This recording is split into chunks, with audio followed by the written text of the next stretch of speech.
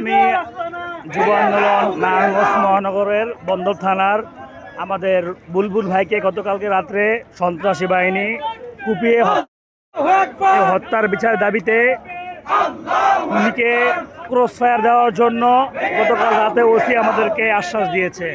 কিন্তু এখনও পর্যন্ত আমরা কোনো দৃশ্যমান বিচার দেখতে পাই নাই। এজন্য যুব আন্দোলন, ছাত্র আন্দোলন, শ্রমিক আন্দোলন, ইসলাম আন্দোলন দায়িত্বশীল ভাইয়েরা মদনপুরে আমরা অবস্থান কর্মসূচি অংশগ্রহণ করেছি। আমরা নির্দিষ্ট কোনো আশ্বাস না পাওয়া পর্যন্ত এই পথ ছাড়ব না ইনশাআল্লাহ। আমার ভাই মরল কেন? প্রশাসন জবাব দে। আমার ভাই মরল কেন? আমার ভাই মরল কেন? প্রশাসন জবাব দে। আমার ভাই মরল কেন?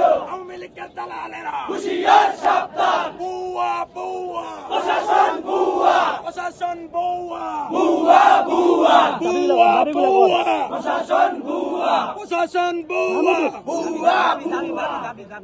আমরা অনতিবিলম্বে সিফাত এবং সিফাতগঞ্জ যারা আছে আমাদের ইসলামী যুব আন্দোলন বন্দর থানার যুগ্ম সাধারণ সম্পাদক বুলবুল ভাইকে হত্যা করেছে ওরা। এর আগে আমাদের ইসলামী আন্দোলন মহানগরের সহসভাপতি নূর হোসেন ভাইয়ের উপরে হামলা করেছে। এছাড়াও এই সিফাত গ্যাং ইতিপূর্বে 8 থেকে 10টা মার্ডার করেছে বন্দরে। আমরা ওকে অতি সত্বর ক্রস ফায়ারের পরামর্শ দিচ্ছি প্রশাসনকে।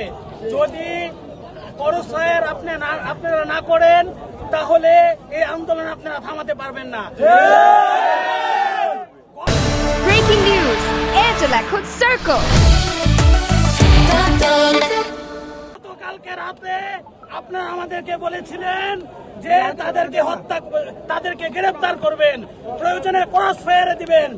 অতীব দুঃখের বিষয়, আপনারা তাদেরকে গ্রেফতার তো করেনই নাই, বরঞ্চ রাতে একটি নাটক সাজিয়ে বলছেন তাকে গ্রেফতার করিয়েছে। আমরা বন্দর থানার ওসির পদত্যাগের দাবি করছি।